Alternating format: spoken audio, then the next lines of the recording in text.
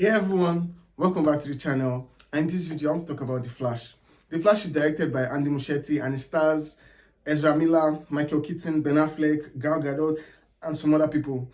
In this movie, The Flash goes back to the past to try and save his mother, but in that process, it creates so much problems and it follows how he's trying to solve the problems and how he's trying to make everything go back to normal. The storyline of this movie is kind of like the storyline of Flashpoint Paradox. If you've seen Flashpoint Paradox, it's like basically the same plot. But in this film, they did some things differently, and I appreciated that because at some point I felt like I've seen the Flashpoint Paradox cartoon now, so I can tell what is going to happen in this film. But they are still able to bring some surprises and they're able to tell some stories differently, and I like that because I was already expecting some particular things to happen, but they were still able to tell the story differently and bring something new to it, and I really appreciated that. Ezra Miller in this film was phenomenal. Ezra Miller plays the present Flash and past Flash. And man, he's fantastic in this movie. Like, he feels like he was born to play the Flash. And he did a fantastic job playing this role. Michael Keaton coming back as the Batman. Wow, it was fantastic. Like, Michael Keaton and Ezra Miller were honestly the best part of this film for me. Their performances were just so good and just made me appreciate the film so much. Especially Ezra Miller. Like, he's so much the Flash. Like, he has owned the character of the Flash. And his performance in this film as the Flash was wow, amazing. Michael Keaton that has played Batman years ago, he came back to play Batman and just fits in like a glove. Like, so it was so good seeing Michael Keaton in this film as Batman again. And man, the two of them, Michael Keaton and Ezra Miller, did a fantastic job. Not just the two of them, the lady that played Supergirl, I don't really know her, I don't think I've seen her before.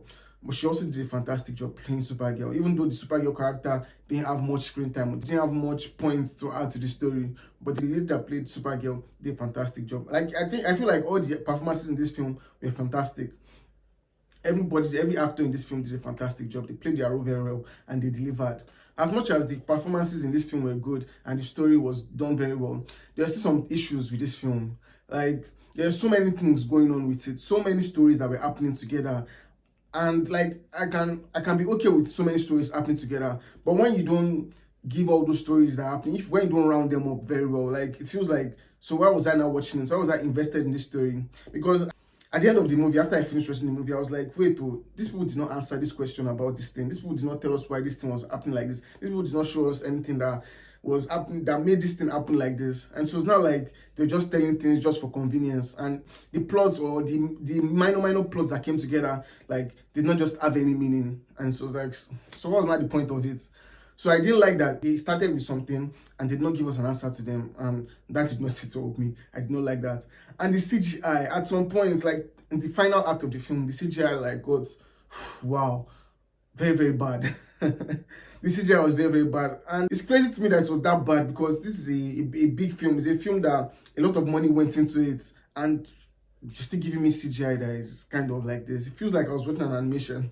Even animations have better animations have better animation than what I saw in this film. The CGI was just somehow, and I was like, wow, is this the same thing that people that went to the cinema experienced? This bad CGI, and it just made me feel like they just wasted money on a lot of things that they could have done better, because this is a big film now.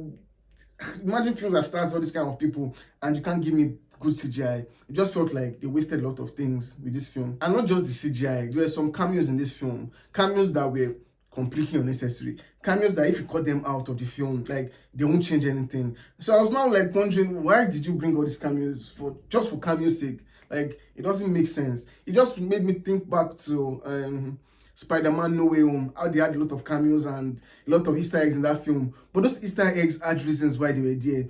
But in this film, just feel like just packed a lot of cameos and Easter eggs just because they wanted to put it. And it did not even really add anything to the story. And it was just like poor use of Easter eggs and, and all that. But man, as much as this film had so many issues, I enjoyed it, and I enjoyed that they told a different story. It's like it's the Flashpoint Paradox story, but they told it a different way, and it made me appreciate it, and I enjoyed the story. But there was still a lot of things that didn't go right with the film. But all in all, I enjoyed the film. So have you guys seen The Flash? What did you think about it? Comment below and let me know. Is this your first time on my channel? My guy, please subscribe to my channel for more contents like this. Thank you for sticking on to this time. See you in the next video. Cheers.